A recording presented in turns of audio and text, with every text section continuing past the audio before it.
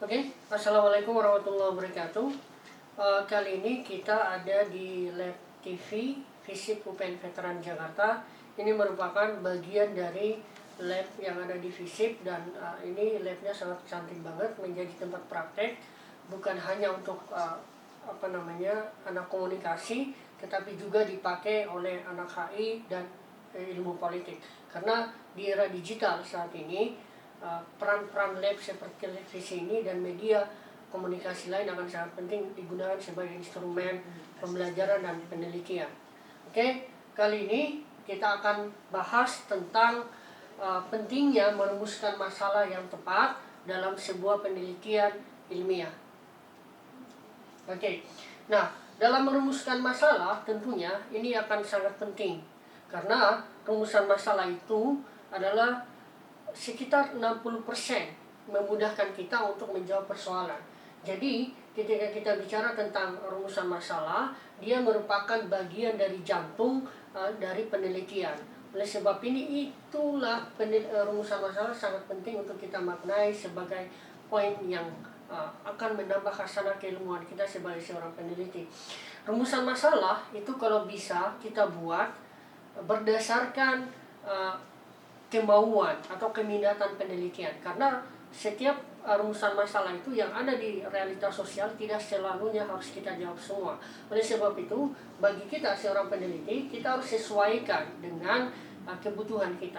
Yang kemudian rumusan masalah tentunya itu akan berkorelasi juga dengan tujuan penelitian, berkorelasi juga dengan metodologi penelitian, berkorelasi juga dengan tipe penelitian.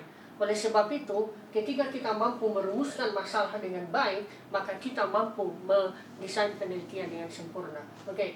Kemudian kita harus pahami juga dalam merumuskan rumusan masalah yang tepat, tentunya kita menggunakan beberapa kata, di antaranya apa, mengapa, bagaimana, sejauh mana, kapan, dan seterusnya. Tetapi kalau kita belajar tentang anak level S1, maka kita belajar tentang selalu menggunakan kata bagaimana dan apa.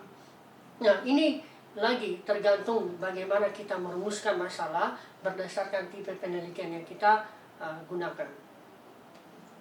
Nah, ini kalau kita lihat metodologi ya, secara metodologi dalam merumuskan sebuah tipe penelitian ada beberapa domain, diantaranya adalah evaluasi, kemudian case studies, dan seterusnya. Ini bagian dari yang sering dilakukan oleh level-level penelitian. Dalam level S1 selalu menggunakan metode case studies. Oleh sebab itu, penelitian itu sangat penting mendesain tipe-tipe ini yang menjadi tujuan penelitian kita. Karena ketika kita mampu memilah tipe-tipe ini sebagai domain dari penelitian kita, maka akan memudahkan kita dalam mendesain apakah dia sebuah case studies, komparatif kah dia, explanatory kah dia, dan seterusnya. Jadi ini adalah hal yang perlu ditekankan oleh seorang peneliti ketika mau merumuskan masalah.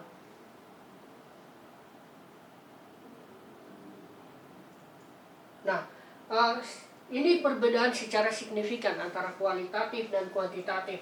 Kita bicara tentang kualitatif, bicara tentang bagaimana cultural meaning, kemudian di sana bicara tentang variabel dan seterusnya. Ini sudah sangat banyak ditahu oleh seorang peneliti. Pada dasarnya, metodologi yang bersifat kualitatif dan kuantitatif, perbedaan signifikannya adalah pada teknik pengumpulan data. Jadi, kalau kualitatif dan kuantitatif itu dasarnya adalah kita meneliti bagaimana merumuskan realitas sosial itu dilihat dari teknik pengumpulan datanya. Kualitatif maupun kuantitatif sama saja, mereka mau menjawab masalah dengan metode yang berbeda. Oleh sebab itu, kedua metode ini sebenarnya tidak ada hal yang perlu diperdebatkan. Kedua metode ini bisa saling mengisi dan faktanya bisa muncul metode baru, yaitu mixed method. Ini bisa banyak ditemukan di berbagai jenis buku penelitian, tetapi pada poinnya adalah kalau kita bicara tentang kualitatif dan kuantitatif, kualitatif itu berangkat dari seorang yang belum tahu, sedangkan kuantitatif karena dia selalu memiliki desain penelitian yang berbasis hipotesis, maka kuantitatif itu selalu diibaratkan orang yang peneliti yang sudah tahu. Next. Nah, ini cara kita merumuskan penelitian. Dalam penumusan penelitian yang berbasis pada level penelitian, tergantung tipe mana yang kita lakukan dalam penelitian kita. Jadi tipe penelitian kita akan berbasis sepenting apa tipe itu. Jadi tipe yang kita gunakan akan menentukan bagaimana tipe rumusan masalah yang kita gunakan. Seperti saya bilang tadi, ada kata apa, bagaimana, dan mengapa. Oleh sebab itu, ketika di level S1 sampai S3, kita lihat di sini ada semacam tipe penelitian. Kalau exploratory, ya, exploratory itu biasa menanyakan faktor, atau biasa pertanyaannya what is, ya, what is the case, what the key factor. Jadi jangan heran kalau metode tipe penelitiannya berbasis pada exploratory, selalu menanyakan faktor. Itu yang paling penting. Jadi jangan salah bertanya. Salah bertanya sesat di jalan. Seperti itu. Nah, kemudian yang kedua, ini yang sering dipakai oleh anak S1, yang dimana pertanyaannya berbasis how many, what is the incident of X, dan variable Y itu menjadi domain dari seorang orang yang bersifat kualitatif deskriptif. Nah, orang yang bersifat deskriptif selalu bicara tentang strategi, bagaimana upaya, bagaimana bicara tentang implementasi. Kalau di HI ya selalu bicaranya seperti itu. Makanya tingkat penelitian yang berbasis deskripsi itu biasanya dikatakan dengan penelitian yang paling rendah. Makanya kalau kita lihat di sini, dia selalu berkata pada tataran yang sifatnya pertanyaan bagaimana. Yang terakhir, ada beberapa tipe penelitian, tetapi karena ini adalah metodologi S1, maka saya hanya sampai pada eksplanasi. Nah, eksplanasi adalah penelitian yang memang levelnya lebih grade, di mana ketika kita bicara eksplanasi, kita bicara tentang bagaimana pertanyaan itu dibentuk kata why. Jadi why itu case of variable Y.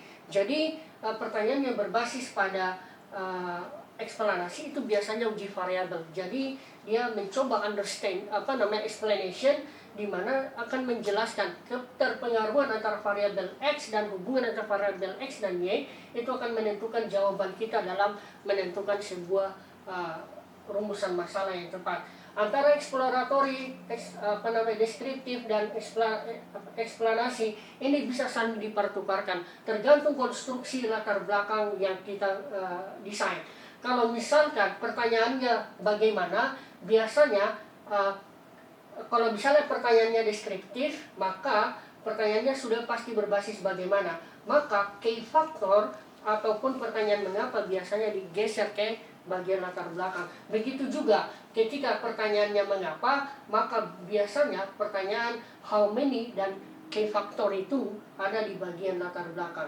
Nah, inilah hal penting yang perlu dipahami oleh seorang peneliti untuk menjadi seorang peneliti yang baik.